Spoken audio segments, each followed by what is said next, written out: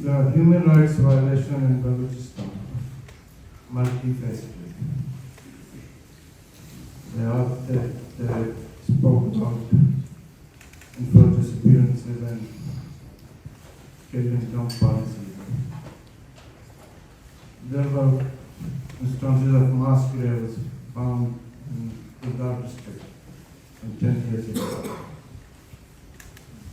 The most disgusting aspect of the human rights violation is the torture and mutilation of the dead bodies, which they dump on the desolated parts or outside in Balochistan.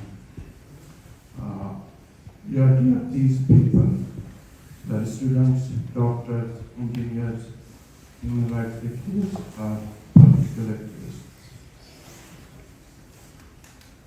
But I would like to draw the kind of attention of Member of Parliament to the great nation that it is.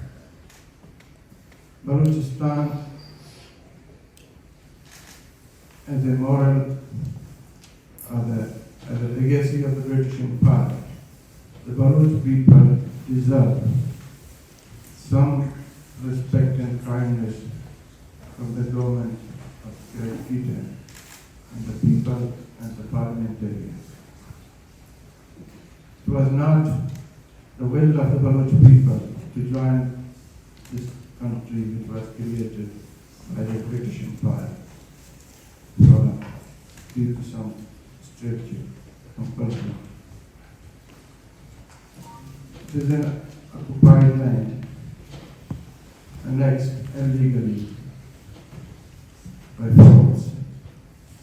And now there is another scripture which is being introduced laterally, and that is China. Our port city in Balochistan is now practically being considered as a Chinese enclave. It has been unofficially given to China because China has given Pakistani army nearly $42 billion within a decade. And the road and proposed train length between Gwadar and Xinjiang province of China, it goes to 2,000 kilometers in Balochistan.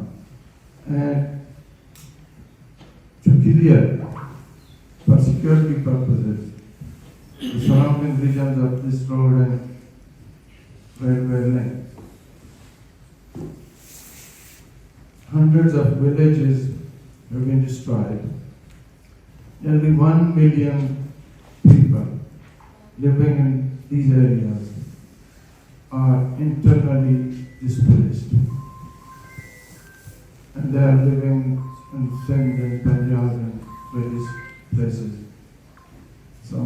Some were lucky enough to escape, and they are living in Iran or Afghanistan, and the youngest people, majority of these people which we saw here, they escaped, and they are living in Britain and other parts of Europe.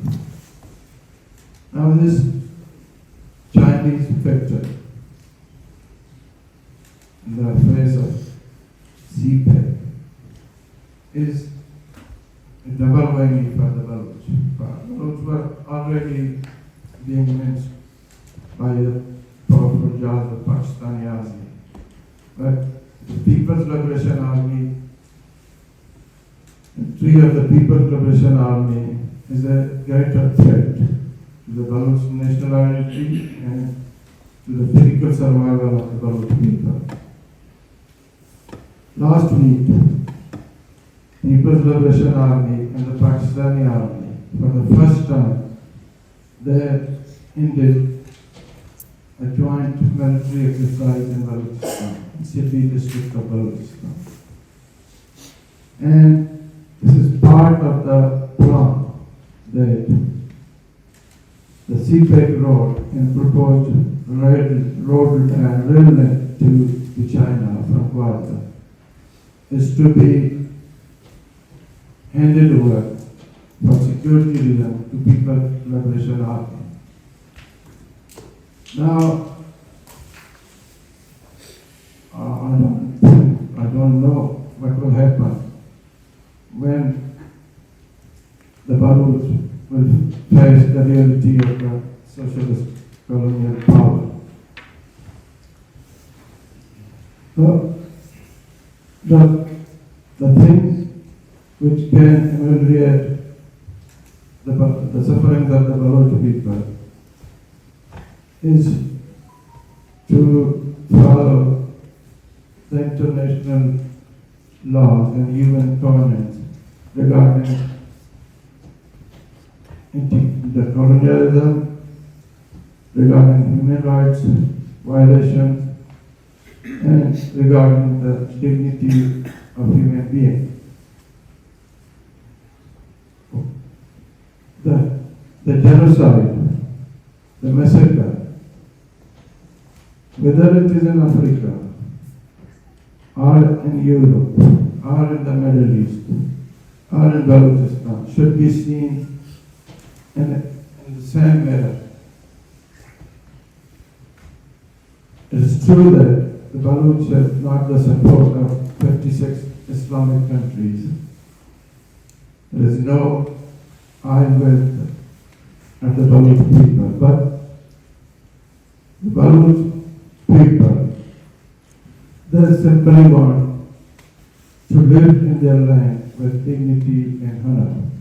So it is the moral obligation of the civilized world that at least they can press upon the Pakistani army to stop this genocidal phenomenon and to respect at least some of the human rights convention by the United States, United Nations, and other international bodies. Yeah.